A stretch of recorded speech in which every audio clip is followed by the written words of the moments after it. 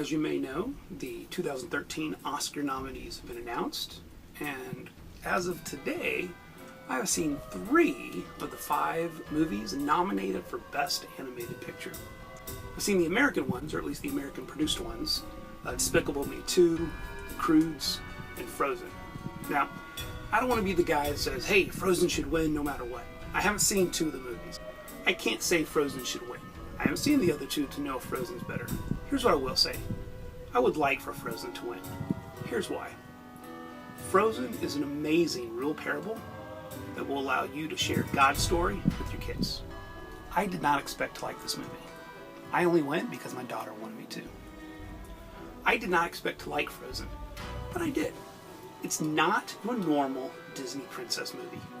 I don't personally have anything against Disney. I like some of their movies. I just haven't historically been a big Disney princess fan.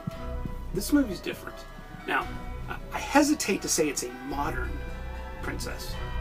First of all, it's based on a Hans Christian Andersen fairy tale, The Snow Queen. 2, it takes place in the past. It's not a modern setting. But that said, whereas most Disney princesses tend to fall in love at first sight, with one kiss and that sort of thing, this one doesn't.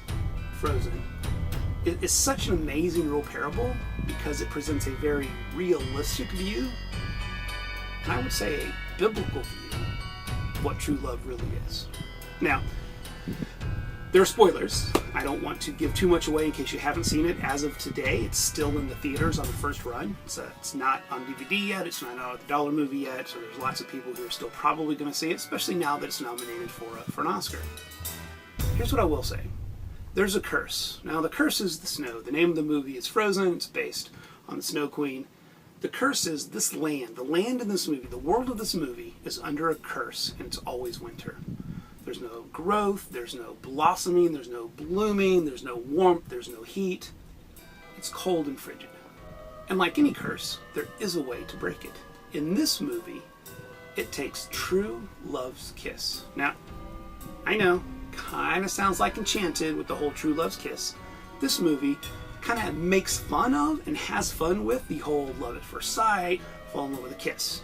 Now, that said, in Frozen, true love's kiss is a true love that is based on sacrifice. It is a sacrificial love. And again, I don't want to give too much away, but there is a curse, and the only way to break this curse ends up being the death of someone who doesn't deserve to die. A sacrificial death. I won't tell you who, but with that death, not only is the curse lifted, but there is a resurrection of the dead. The world is redeemed, the land is redeemed, there's sunshine, there's warmth, there's love, there's blossoms again, there's flowers again, and the curse itself is lifted through that death. As is death. Death is resurrected because of the sacrificial love.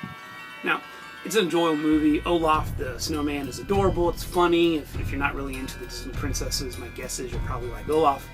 Here's the thing though. Because of Frozen, I was able to talk to my daughter about the story we live in. We live in a fallen world. We live in a world that's cursed.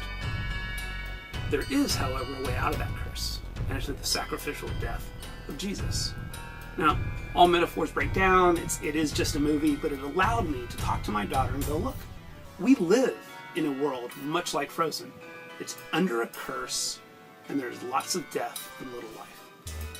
But because of the sacrifice of Jesus, that curse can be lifted in us. Someday, the entire world. But right now, we can be redeemed back to God because of that sacrificial death. It's important to me. In my family, I had a son die, so the idea of the resurrection of the dead is pretty important to us. And I got to remind my daughter, someday we will be reunited with your brother because of that sacrificial death, because of that resurrection, because the curse will be broken.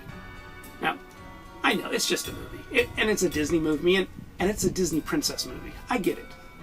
But it's a fantastic real parable that will allow you to share God's story with your kids. Will it win? I don't know. Should it win? I don't know. I kind of hope it wins because I would like for more people to see it and for us to be able to talk about God's story because of this movie. If you haven't seen it, go see it. If you have, talk to your kids. So what do you think? Am I stretching? Am I overreaching? Am I looking for something that you don't think is there? Let me know in the comments below. I'd love to talk about it with you. Or, on the other hand, did you see something I didn't? Do you see another real parable here? Another part of this story that would help explain or help teach the Bible? I'd love to hear it. Again, please put them in the comments below. All I ask is that we try to keep the conversation civil. Also, click on the Real Parables logo with the star or Real Parables name to subscribe to the channel. And if you like what you see here, please go to www.realparables.com to find more. Thank you and have a great day.